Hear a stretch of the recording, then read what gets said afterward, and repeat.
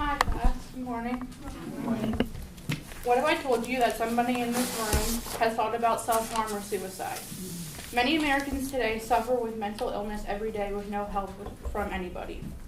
I myself have dealt with depression for 12 years, and I finally got help after many suicide attempts and many scary thoughts. One out of 80% of the class has helped one person with mental illness, which is amazing. Dealing with a mental illness is hard, and every day and every minute it's a struggle with your brain, but having someone to talk to makes it a lot easier. Today I'm going to talk about how you can help someone suffering from a mental illness and how you can take the best care of that person with their mental needs. Now I'm going to talk about how mental illness patients should have a good support system. People around the world suffer from different mental illness. Some can be small and not bother them at all, but other mental illness are so bad that a person has to check them into a mental hospital. People with mental illness should have a good support system behind them, but many do not. According to an article by the National Alliance for Mental Health, 1 in 5 Americans live with a mental illness.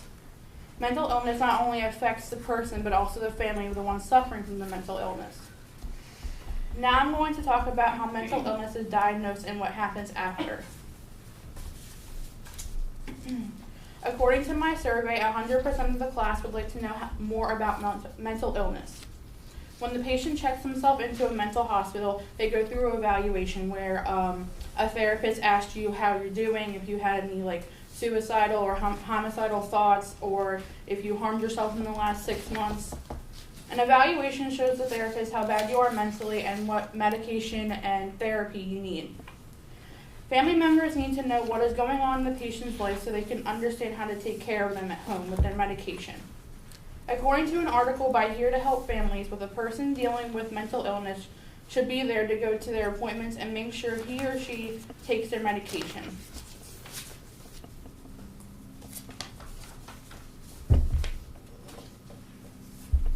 Mental illness is hard to handle when you have it, and you should learn how to handle it and get the best treatment. According to my survey, 70% of the class knows someone that has killed themselves. According to an article by Psychology Today, families and patients should inform themselves about mental illness as much as possible before taking a course of treatment. Before checking yourself into a mental hospital, make sure that it is the right facility for you and your family has learned as much as you can about it. Now I'm going to tell you the opposing views on mental illness. Many people think we just medicate and send people off to treatment centers and let them go. But in today's society, when you have a mental illness, you need to learn more about it and be educated about it. In the Netflix show 13 Reasons Why, Hannah Baker killed herself from being bullied at school, and her parents didn't know anything about it. They just thought she was upset and depressed and she was going to get over it. But when her parents came home one night, she found their daughter, she killed herself by cutting her wrists enough to make her bleed out. So in the end, families just need to ask their family members if they're okay and if they need a hug or not. All in all, many people suffer from mental illness, but some worse than others. Families need to understand mental illness and how their family members can get the best treatment and how they can be there every step of the way.